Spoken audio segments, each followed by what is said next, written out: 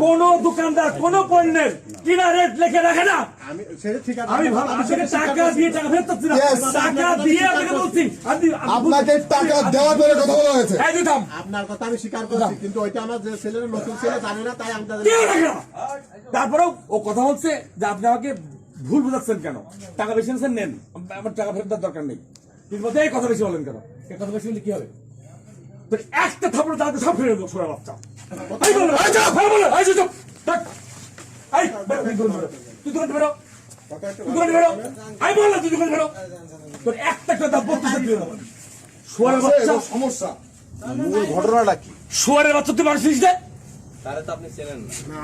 তারা কুত্তার বাচ্চা, এত বড় সাহস! কথা বেশি হলে কি হবে বল, আমার সাথে বল। ও তোমার ছেলে, বল কথা বেশি হলে কি হবে, বল কথা বেশি হলে কি হবে? তোর একটা একটা করে দাঁত তুলে দেবো আমি। লেবাস পরে মুখে দাঁড়িয়ে নিয়ে বিয়া তুমি করো, তাই না?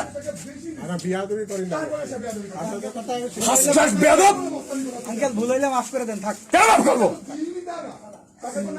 আপনি অপরিচিত না, ঠিক আছে, থাক।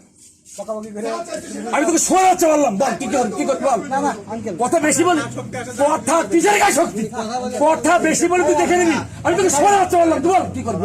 আই বেরিয়ে, আই বেরিয়ে বলছি সমাধান করে দাও, সমাধান করে দাও। না আপনি তো আমি দূর থেকে জিনিসটা পর্যবেক্ষণ করেছি,